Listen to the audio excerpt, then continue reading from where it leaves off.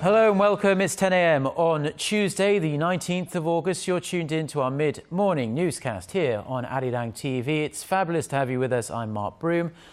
Let's take a look at what's making the headlines today. Korea's two main parties have one more day, less than a day in fact, to try and reach a compromise on the terms of a special bill aimed at investigating April's ferry disaster as the current parliamentary session ends on this Tuesday.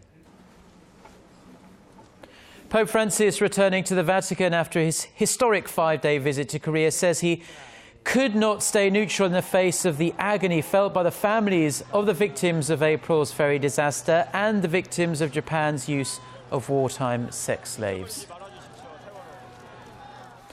Plus, the South Korean government says it will consider launching some major inter-Korean infrastructure projects if cross-border ties improve enough to make them feasible. But our top story this morning, after failing on Monday to agree to the terms of a special bill aimed at investigating the Sewol-ho ferry sinking, Korea's main rival parties only have the rest of today to try and find some common ground before the current parliamentary session ends. Floor leaders Lee Wang-gu of the ruling Saenuri Party and Park Young-sun of the opposition New Politics Alliance for Democracy are sitting down on this Tuesday in a last-ditch effort to reach a compromise. The rival parties are in a deadlock over the terms of the bill, especially disagreeing on how the investigative committee should be formed. Meanwhile, some family members of the victims of the awful ferry accident are continuing with their hunger strike, demanding a full and impartial investigation into the disaster and a meeting with President Park Geun-hye.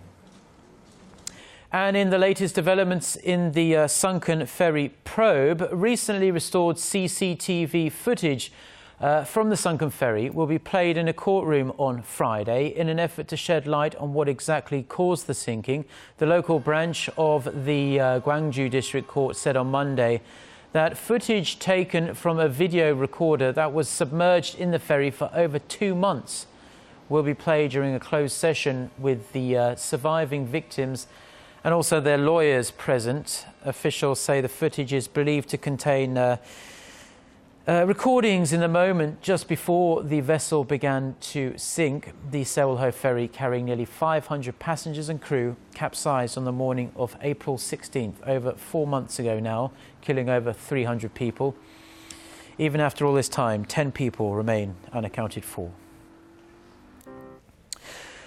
Now, South Korea has once again reached out to North Korea, renewing its earlier proposal for high-level talks. On top of that, Seoul says it's willing to help repair North Korea road and rail links if inter-Korean relations improve to an appropriate level. Ah Hwang-sang-hee reports.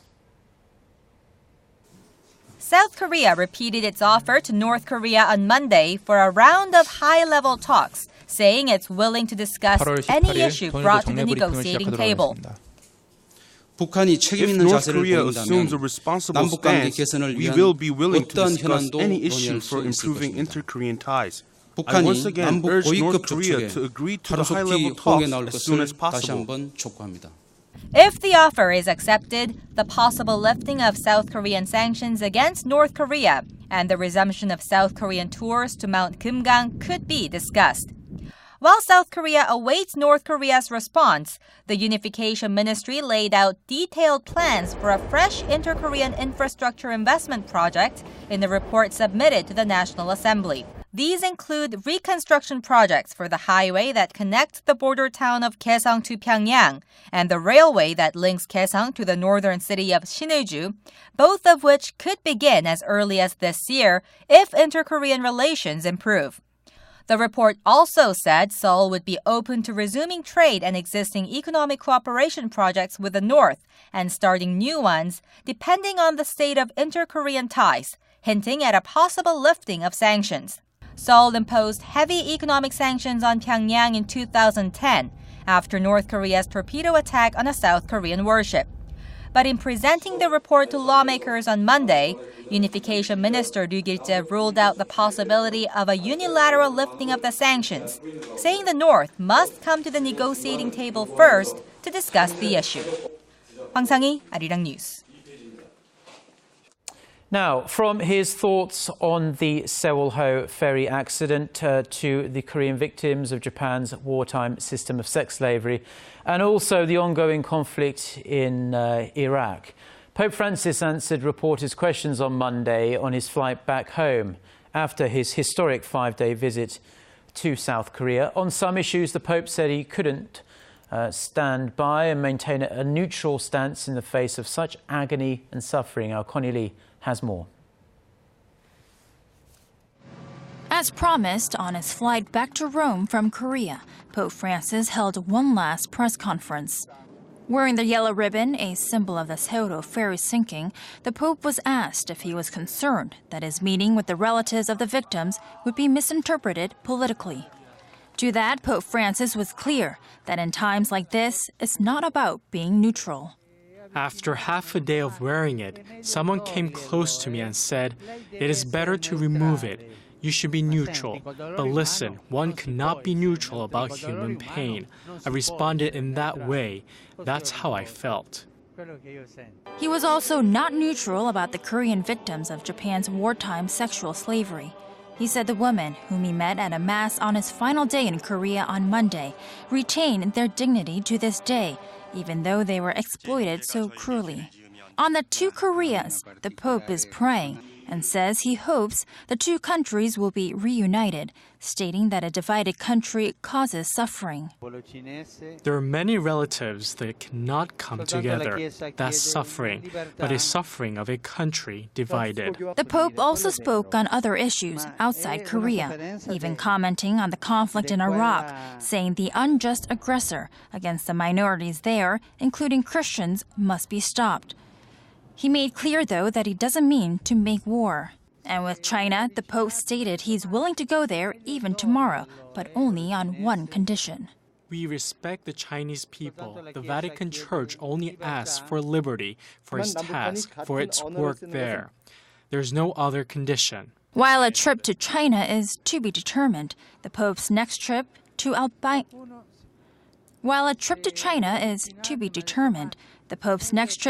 Albania is set for next month. Connie Lee, Arirang News. Now, a woman living in Canada has revealed that her mother and aunt were forced into sexual slavery by the Japanese military during World War II. Asia Policy Point, which is a non-profit research organization based in the US, says Dutch-Canadian Tia Biesenberger van der Waal had written to them with details about what her mother had to endure. It says that in 1944, the Japanese military took her family members to a concentration camp somewhere on Indonesia's Java Island. Her mother's sister, it is said, even attempted suicide while in this concentration camp, but her mother saved the sister. Biesenberger said she learned of their experiences in 2009 when a younger sister of her mother, her aunt, told her about it. Her mother, who passed away around 10 years ago, never told her daughter about what had really happened to her. Said that a team of South Korea... Get connected to Korea and the world. Join us every weekday for the latest developments out of Korea, Asia, and beyond. On air, on your mobile, and online, we lead the way every day. Arirang News. To try and resolve the crisis in Ukraine, the European Union also offers $15 billion. Now, in some economic news, Korea's producer prices continued on their upward trend for the second straight month in July, but the pace was very slow.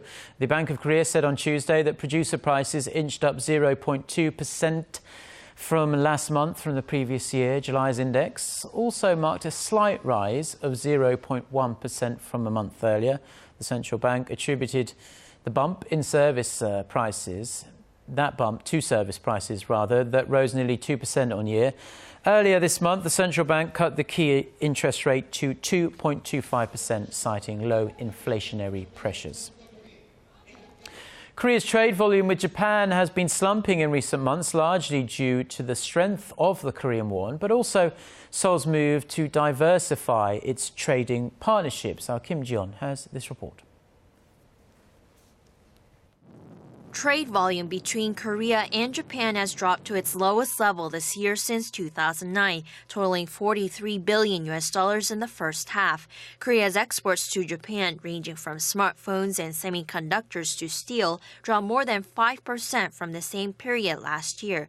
The same goes for imports from Japan, which was reduced by 12%. The Korea International Trade Association attributes the overall drop in trade between the two countries to Japan's attempt to reduce its amount of imports in order to increase domestic demand. The Japanese government raised its consumption taxes in April and is increasingly trying to nationalize its component and material industry after they were severely damaged by an earthquake disaster in March 2011. Although Korea's trade deficit to Japan is shrinking, the researchers said the effect may not be entirely positive, since it's a result from a decrease in Korea's imports rather than an increase to its exports. He adds the trade volume between the two could drop even further as Korea is increasingly diversifying trade with other emerging economies. It's also being fueled by the low price competitiveness of Korean products to that of Japan's as the value of the Korean won continues to strengthen against the weakening Japanese yen. Kim Ji-yeon, Arirang News. Now, a new study has found that Korea's global companies are only a quarter as competitive as their Japanese counterparts. The study, which was released on Monday by the Federation of Korean Industries, looked at a variety of elements surrounding the two countries. One example, Japan ranks number one in terms of exports in the global market share, has 231, whereas Korea just has 64 items, top of the list, market share globally. In regards to the number of Fortune 500 companies, Japan has 57, while Korea only had 17. In Thomson and Reuters' top 100 global innovators, there were 28 Japanese companies, while there were only 3 Korean firms. Now, the prolonged economic downturn in Korea is taking its toll on local businesses, as the largest number of companies in well over a decade saw their credit ratings downgraded in the first 6 months of this year. According to Korea Ratings on Monday, ratings for 32 businesses were lowered in the first half, which is 11 more than the same period last year. The number of firms that got a credit rating upgrade halved from a year earlier to just 9. The agency also offered a grim projection for the local conglomerates here in Korea, as they accounted for 23 out of the 24 companies forecast to be downgraded this year. Now, as the negative economic news keeps flooding in, the government has been warning that Korea faces the very real danger of falling into a protracted, slow growth trap. So people are looking at who should shoulder the blame for this lackluster growth, the public or the private sector. Well, according to a new survey of the nation's biggest business players, they are laying the blame squarely on the public sector and specifically the National Assembly. Our Hwang Ji-ae has the details. A new survey suggests Korea's legislative branch is to blame for the stall in government efforts to spur growth. More than 80% of the nation's 30 biggest conglomerates surveyed by the Joseonilbo Daily said the National Assembly was stifling economic progress. They pointed to the delayed passage of major economic stimulus bills as the reason. More than half of the companies said they would expand investments and hire more employees once the related legislation passes. Earlier this month, Finance Minister Choi Kyung-hwan urged the parliament to pass 30 long-pending stimulus bills as soon as possible. 19 of them have been awaiting approval by the National Assembly for more than a year now. After Finance Minister Choi took office in mid-July, the government laid out a set of aggressive stimulus measures expressing concerns about the possibility of a long, slow growth trend resembling that of Japan. If the bills aren't passed soon, experts are concerned the golden time to maintain recovery momentum could be missed. Hwang Jie, Arirang News. President Park Geun-hye has asked the executive chairman of Chinese e-commerce giant Alibaba to help Korea's small and mid-sized enterprises expand into the very lucrative Chinese online market. The president made the request on Monday to Jack Ma during his third visit to Korea in just the past 4 months. Mr. Ma says he's making all these frequent trips to try and boost cooperation between the two countries. He also met with Finance Minister Choi Kyung-hwan, and the two agreed that the increased demand for Korean products in China presents a very exciting opportunity for both Korean companies and Alibaba.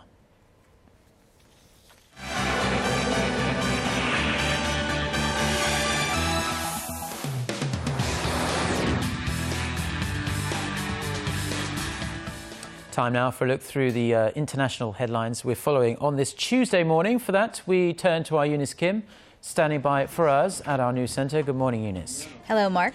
So, in a very unusual move, US President Barack Obama announced this morning, Korea time, that he's going to send his Attorney General, Eric Holder, to Ferguson, where the National Guard is already patrolling that city.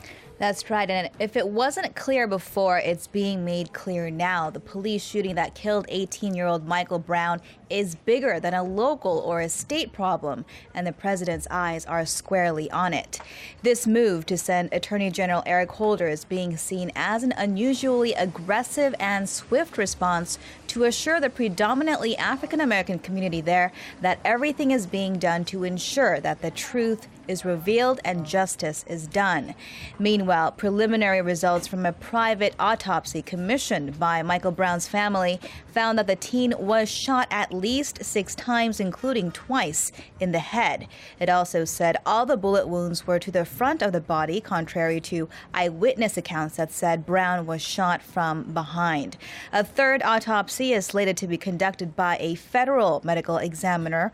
Results of an earlier autopsy by the St. Louis law enforcement was not made public. Officials in the West African state of Liberia are desperately searching for the Ebola patients who left their quarantine center when it was attacked by a group of youths, wielding clubs and yelling, "There is no Ebola." Liberia's information minister said 17 patients had returned to their communities, correcting earlier claims that all were transferred to another medical facility. Search teams through the West Point slum has so far failed to produce results. Neighboring Guinea said it believed some of the sick Liberians had already crossed its border, officially closed some 10 days ago. The AFP reports ministers are considering sealing off the country's largest slum, home to some 75,000 people. And in Iraq, Kurdish forces say they have gained full control of the Mosul Dam, which has been the center of a fierce battle with Islamic State militants for 2 days now.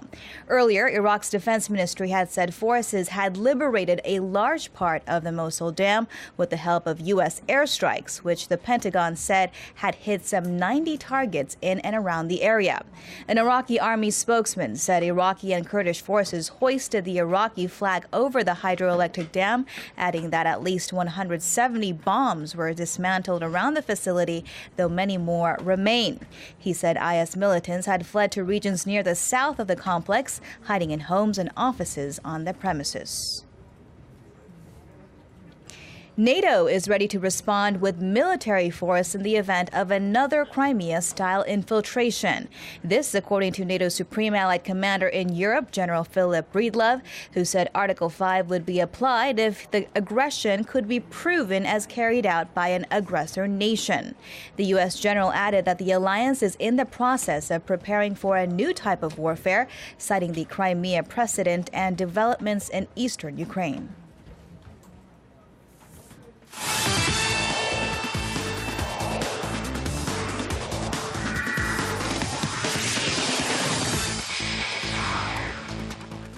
And a good Tuesday morning to you all as we kick things off in the LPGA as Park In-bi won her second straight Wegmans LPGA Classic, winning her first tour major of the season. And her first tour major victory of the season could not be more dramatic as Brittany Lincecum, who had a single-stroke lead with 2 holes to go, part and bogey the next 2 holes to force a sudden death playoff hole with Park In-bi. And Park In-bi keeps her composure and finishes the sudden death playoff hole with a birdie while the American pars on the hole, giving the South Korean her 2nd straight Wegmans title and her 5th major victory of her career. Meanwhile, moving over to the South Korean national football team as Lee Young-soo, the head of the technical committee, held a press conference on Monday to discuss the failed talks between the KFA and Bert van Marwijk. But he also had a plan. With the September A matches against Venezuela and Uruguay coming up soon, Lee Young-soo announced that 43-year-old Shin Tae-yong will lead the national team until the technical committee can find another foreign coach to permanently lead the team. Shin coached the K-League Classic Seongnam-ira Cheonma from 2008 to 2012 and will bring along with him Park Gun-ha and Kim Bong-soo as his assistant coaches. Well, Monday was certainly a busy day for the KFA as they also revealed the partial roster for the upcoming September friendlies against Venezuela and Uruguay. With the KFA naming just the overseas players who are set to join the team in September for now, 14 players were listed on the roster, and Son Heung-min and Lee Myung-ju, who were left off the Asian Games roster, were named as well. However, Park Ju-young, who is still without a club team, was left off the roster as the KFA plans to finalize the roster with a total of 25 players overall. Now more football, this time over to the U20 Women's World Cup as Korea faced off against France in the quarterfinals. Now, despite Korea putting up a great fight against the stronger French side, Lee So-dam could not convert a penalty chance in the 46th minute of the match as this match went into a penalty shootout after 120 minutes. And there, France squeezed through to the next round after beating Korea 4-3 on penalties. And we finish things off in baseball, not in the KBO, but in the 2014 Little League World Series, where the South Korean Little League team is being called the Miracle Team after coming back to beat Puerto Rico 8-5 in their 2nd game. Now it's their 2nd win this tournament as they hope to win their 1st Little League World Series since 1985. And with that said, that's going to wrap it up for me. This has been SJ. Have a great rest of the day and see you guys again for your sports needs.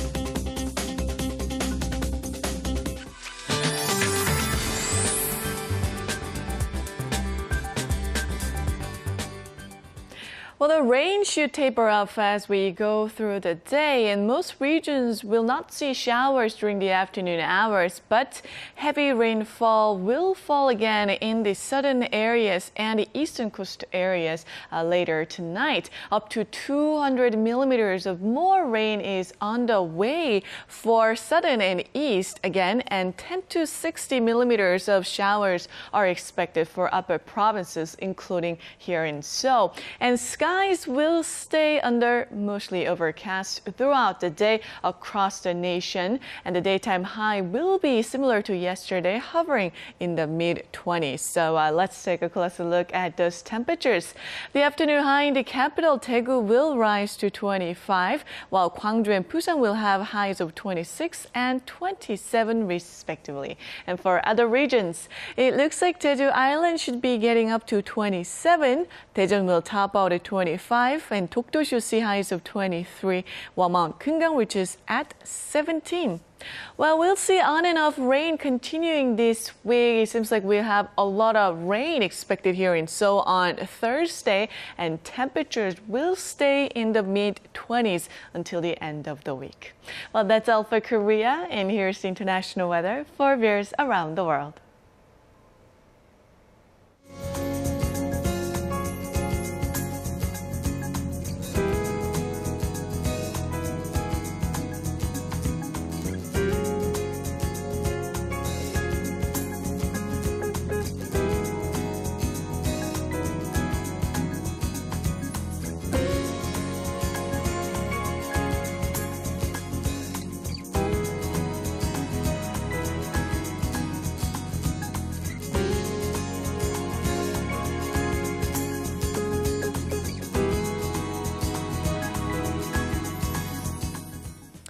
Well, that's all we have for now. Thanks ever so much for watching the programme. We'll be back again in 90 minutes' time, noon Korea time. Until then, goodbye.